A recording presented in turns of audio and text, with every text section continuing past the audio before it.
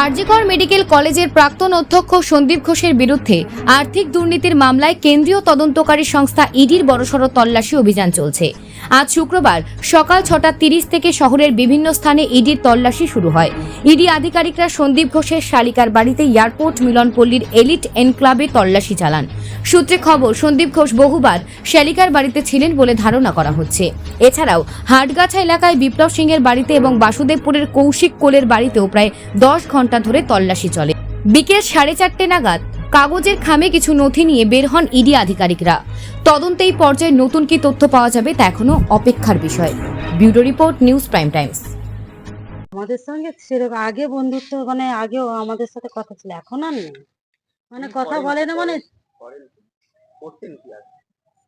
ঠিক জানি না। প্যান কার্ডের কথাটা জানি, প্যান কার্ড করতো, তারপরে ইনকাম ট্যাক্সের কোনো কাজ করতো। হ্যাঁ, শ্বশুর বাড়ি থেকে ওকে অনেক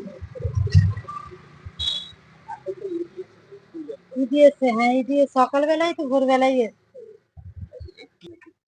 না না, আমি এটা সত্যিকারে বলতে পারবো না, কেন যেটা আমি জানি না কি করে বলবো। আজকে তো সকালে কি দেখলেন? ও জিজ্ঞাসাবাদ করছে। ও তো প্রথম তো ঘরে নাকি গেটে খোলেনি, তারপর তো জিজ্ঞেস করছে ঢুকে গেছে। কটার আমি সময় এসেছে আনুমানিক?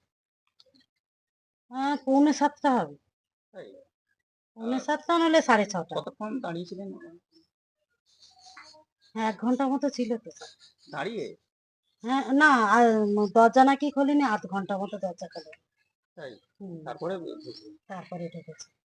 এই যে বিপ্লবের নাম জড়াচ্ছে বা এদের সঙ্গে কি ওঠা বসা করতে পারেন, দেখেছেন? সেটা জানি না সত্যি কথা।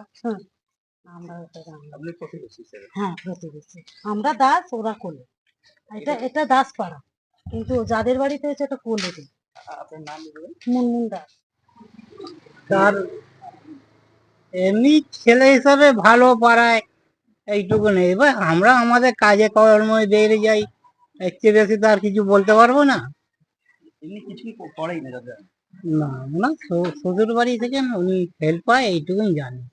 আচ্ছা, এইটুকুই জানেন। কত বছর মানে এখানেই কি মানে বাড়ির স্থানীয় বাসিন্দা নাকি? হ্যাঁ হ্যাঁ, এখানকার স্থানীয় বাসিন্দা। এখানে ওর মেয়ে আছে। তার মানে কিছু করতেন না, এটা কি সকলে এটাই জানে? হ্যাঁ, এরকমই জানি। আর এমনি কোনো আজকে শুনলেন তো পাড়ায় এসছে হ্যাঁ, শুনলাম তো। যে ইডিএফে ঢুকেছে? শুনেছি।